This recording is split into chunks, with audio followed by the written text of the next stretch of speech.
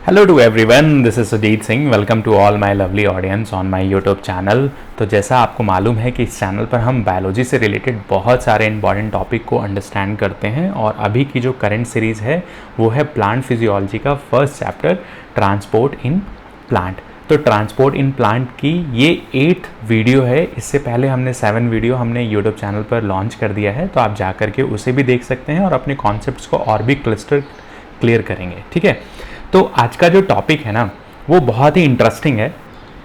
तो अगर हम बात करते हैं कि आज का जो पॉइंट है कि प्लांट्स जो हैं वो वाटर को किस तरीके से एब्जॉर्व करते हैं, ठीक है, तो आप कह सकते हैं कि how do plants absorb the water. ठीक है, या आप बोल सकते हैं H2O को प्लांट किस तरीके से एब्जॉर्व करते हैं। ठीक है, अब जैसे देखिए हमने इस चैप्टर के स्टार्टिंग में ही बात किया था कि अगर हम बात करते हैं कि सपोज आपके पास एक प्लांट है, ठीक है, आपके पास क्या है, एक प्लांट है और इस प्लांट में ये क्या है, प्लांट का रूट पार्ट है। ठीक, और इस रूट के सराउंडिंग में बहुत सारे सॉइल पार्टिकल्स हैं और इन सॉइल पार्टिकल्स में बहुत डिफरेंट क्या प्रेजेंट है, मिनरल्स प्रेजेंट हैं, जिसको कौन एब्जॉर्व करेगा, तो प्लांट एब्जॉर्व करेगा। तो जो ये पार्ट है, जो अर्थ सरफेस के ऊपर वाला पार्ट है, इसी को हम बोलते हैं क्या, सूट। और प्लांट सरफेस के, अर्थ सरफेस के नीचे का जो पार्ट है, इसको हम बोलते हैं रूट। अब देखिए यहां पर क्या प्रेजेंट है, यहां पर प्लांट के सूट पार्ट में क्या प्रेजेंट है, लीव्स प्रेजेंट है। और प्लांट को सन की हेल्प से, जो सनलाइट है, उन सनलाइट का यूज करके बेसिकली प्लांट क्या परफॉर्म करेगा, फोटोसिंथेसिस परफॉर्म करेगा। अब फोटोसिंथेसिस के लिए वाटर का फोटोलिसिस होना बहुत इंपॉर्टेंट है, क्योंकि जब वाटर मॉलिक्यूल का फोटोलिसिस होगा तो वहीं पर क्या निकलेगा, आपका इलेक्ट्रॉन। ठीक है, तो ये वाटर मॉलिक्यूल कहाँ प्रेजेंट है, वाटर मॉलिक्यूल सॉइल के अंदर प्रेजेंट है। ठीक है, मिनरल्स कहाँ प्रेजेंट है, सॉइल के अंदर प्रेजेंट है। अब होता क्या है कि जो रूट है, इस रूट के टिप पर बहुत डिफरेंट टाइप के क्या प्रेजेंट होते हैं, रूट हेयर सेल्स प्रेजेंट होते हैं। तो बेसिकली ये रूट हेयर सेल्स जो है ना, ये हेल्प करते हैं सरफेस एरिया को इंक्रीज करने में, ताकि ज्यादा से ज्यादा वाटर मॉलिक्यूल और मिनरल्स का क्या हो सके, एब्जॉर्प्शन हो सके। तो ये सभी क्या है, आपके रूट हेयर सेल्स हैं। ठीक है, इनका काम क्या है, mainly to increase the surface area. जब सरफेस एरिया को ये इंक्रीज करेंगे तो मैक्सिमम अमाउंट ऑफ क्या एब्जॉर्ब होगा, वाटर एब्जॉर्ब होगा, साथ में मिनरल्स एब्जॉर्ब होगा। ये बात तो समझ में आ रहा है। तो रूट हेयर सेल्स का काम क्या है, तो बेसिकली ये सरफेस एरिया को इंक्रीज कर देते हैं ताकि ज़्यादा से ज़्यादा अमाउंट का क्या हो सके, वाटर और मिनरल्स का यूज हो सके। बात समझ में आ रहा है। अब देखो, तो अगर हम इस पूरे मैकेनिज्म को देखते हैं कि इस पूरे पाथवे में, अगर हम बात करते हैं कि इस पूरे पाथवे में, अगर हम बात करते हैं पूरे इस पाथवे में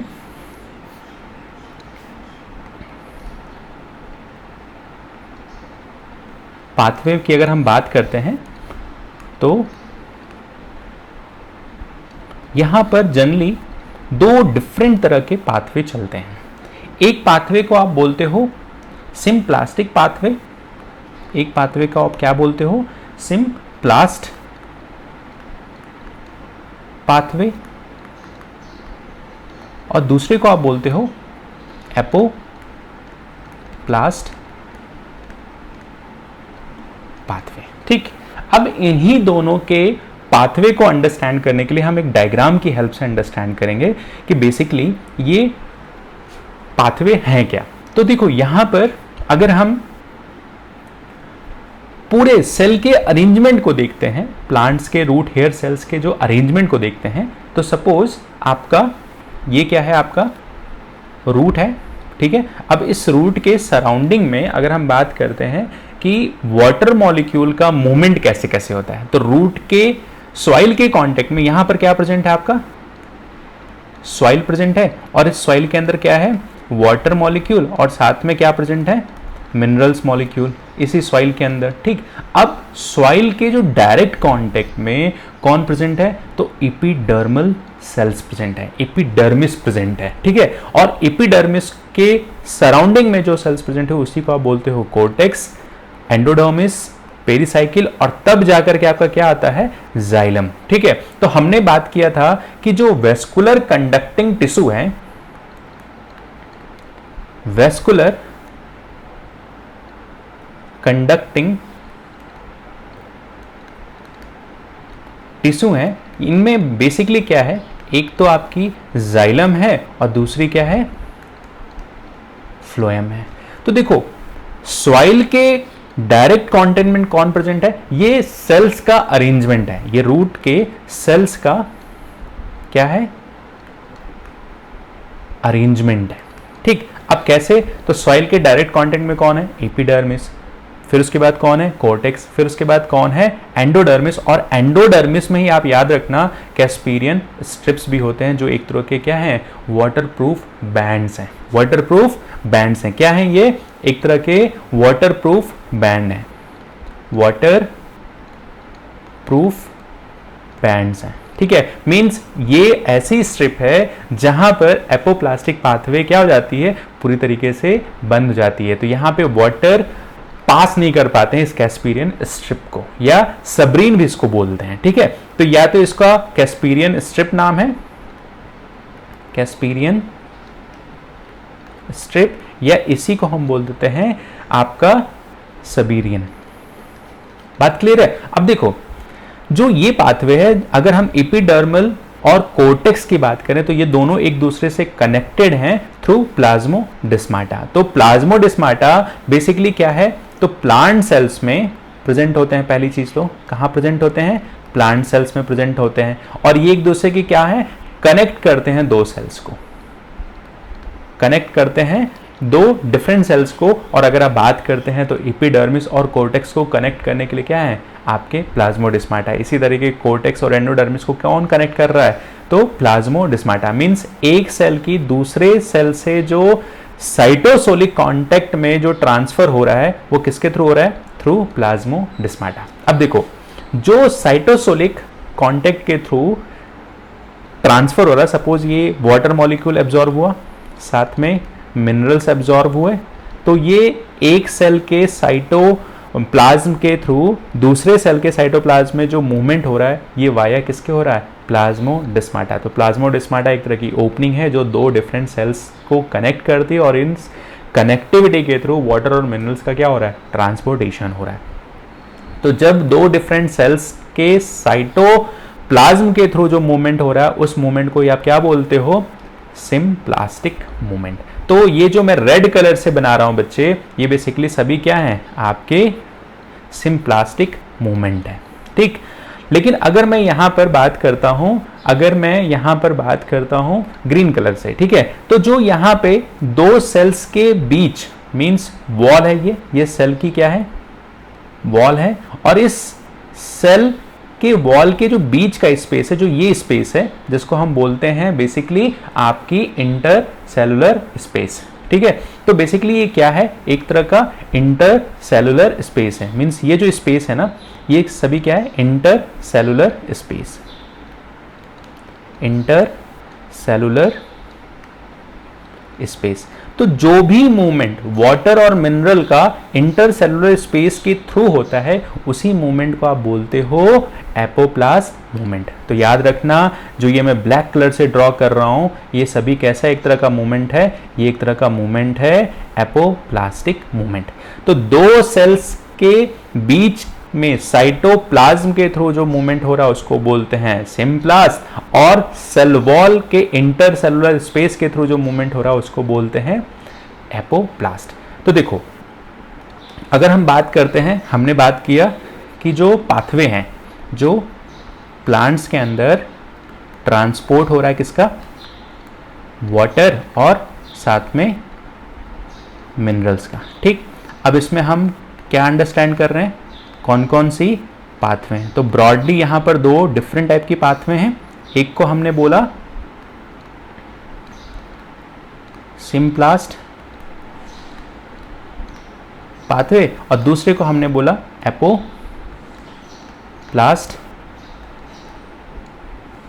पाथवे, एपोप्लास्ट पाथवे। अब देखो, अगर हम साइटोसोलिक के थ्रू जो मूवमेंट हो रहा है उस मूवमेंट को ही हम बोलते हैं क्या, सिम्प्लास्टिक मूवमेंट। साइटोसोलिक मूवमेंट बोल सकते हो या आप बोल सकते हो साइटोप्लाज्मिक, या आप बोल सकते हो साइटोप्लाज्मिक। जो मूवमेंट हो रहे हैं, movement between two neighbouring cells, ठीक है, टू नेबरिंग सेल्स के बीच में हो रहा है, तो इस तरह के मूवमेंट को आप बोलते हो सिम्प्लास्ट मूवमेंट। लेकिन अगर यही मूवमेंट किसके थ्रू हो रहा है, अगर यही मूवमेंट बाय इंटरसेलुलर स्पेस के थ्रू हो रहा है बिटवीन टू सेल्स, तो इस तरह के मूवमेंट को आप बोलते हो एपोप्लास्टिक मूवमेंट। तो सिम्प्लास्टिक मूवमेंट आपको समझ में आया, एपोप्लास्टिक मूवमेंट समझ में आया। अब इसको एक डायग्राम की हेल्प से हम और अंडरस्टैंड करते हैं। तो सपोज ये आपके क्या है, आपके ये क्या है, रूट हेयर सेल्स हैं। ये क्या है, रूट हेयर सेल्स हैं। और ये रूट हेयर सेल्स जो हैं बेसिकली क्या कर रहे हैं, to increase the surface area. ठीक, क्यों सरफेस एरिया इंक्रीज कर रहे हैं, ताकि absorb maximum amount of water and minerals. ठीक है, अब देखो यहीं पर क्या प्रेजेंट है, यहीं पर सॉइल्स प्रेजेंट है, यहीं पर क्या प्रेजेंट है, इनके सराउंडिंग में सॉइल्स प्रेजेंट हैं। और इस सॉइल के अंदर ये बेसिकली क्या है, तो सॉइल पार्टिकल है, और सॉइल पार्टिकल के अंदर आपका वाटर और मिनरल्स प्रेजेंट है। मैं उम्मीद करता हूं कि सभी बच्चों को ये पिक्चर क्लियर हो रही होगी। ठीक है, तो इस सॉइल के अंदर वाटर और मिनरल्स प्रेजेंट हैं, और ये रूट हेयर सेल्स जो हैं ये बेसिकली रूट के टिप पर प्रेजेंट होते हैं। रूट हेयर सेल्स कहाँ पे प्रेजेंट होते हैं, तो प्रेजेंट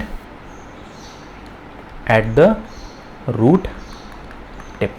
ठीक है, तो सबसे पहले हमने बात किया कि किस तरह की सेल्स प्रेजेंट होंगी रूट हेयर सेल्स के कांटेक्ट में, कौन होगा, तो होगा बेसिकली एपिडर्मिस।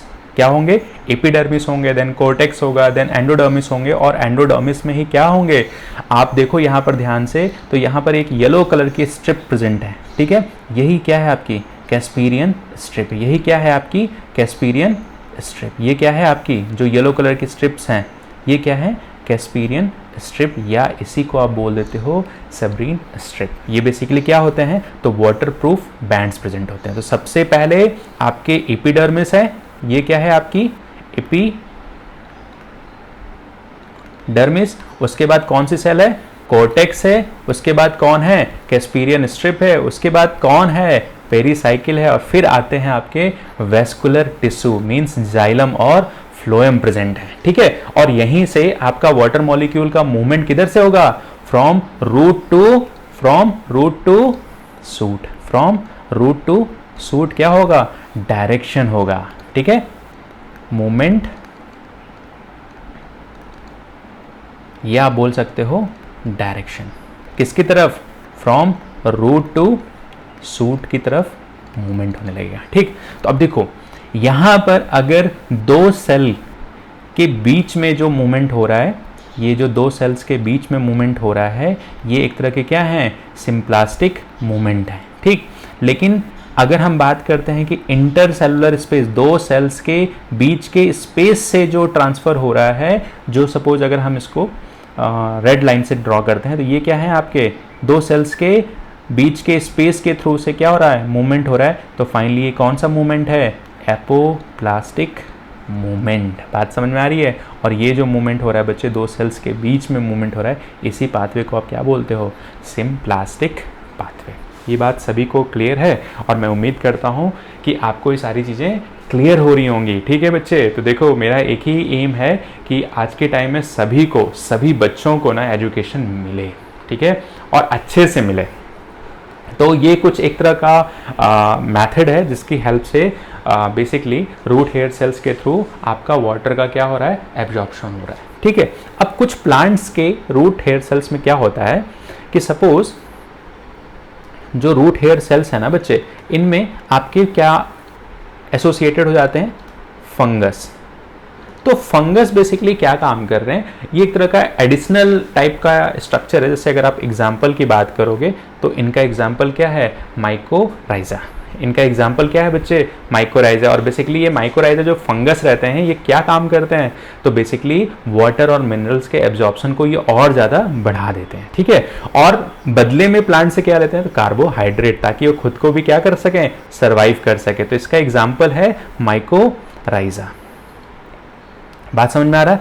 तो ये बेसिकली क्या है, तो एक तरह का एडिशनल सिस्टम है। आप कह सकते हो कि कुछ प्लांट्स हैं, some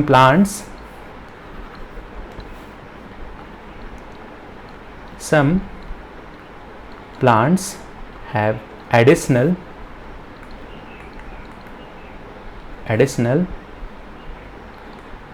सिस्टम, या बोल सकते हो सम एडिशनल स्ट्रक्चर।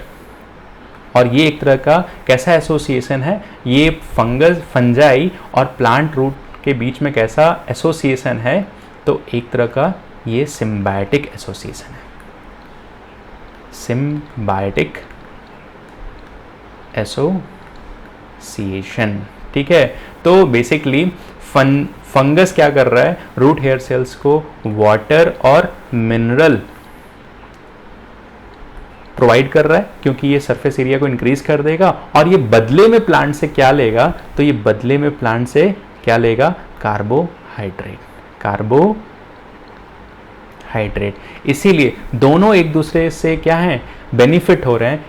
इसीलिए इसको आप क्या बोलते हो, सिम्बायोटिक एसोसिएशन। तो मैं उम्मीद करता हूँ कि बच्चे आपको ये चैप्टर्स काफ़ी अच्छे से क्लियर हो रहे होंगे, और अगली क्लास में हम और भी डिटेल वे में देखेंगे, अंडरस्टैंड करेंगे कि रूट प्रेशर क्या होता है, गटेशन की प्रोसेस क्या होती है, और ट्रांसपिरेशनल पुल मैकेनिज्म क्या होता है। ठीक है, तो ओवरऑल हम ट्रांसपिरेशन प्रोसेस को अंडरस्टैंड करेंगे कि किस तरीके से यहाँ पर रूट प्रेशर का इंपॉर्टेंट रोल प्ले करता है। ठीक है, तो बच्चे मैं आप सभी को रिक्वेस्ट करूँगा कि मेरे इस चैनल के लिंक को अपने ज़्यादा से ज़्यादा फ्रेंड सर्कल तक शेयर करो, ताकि सभी बच्चों तक ये इन्फॉर्मेशन पहुँचे और वहाँ से वो सभी बच्चे बायोलॉजी को और बेटर वे में अंडरस्टैंड करें। और मैं बच्चे सभी को बोलूँगा कि अपनी नोट्स प्रिपेयर ज़रूर करो। Thank you.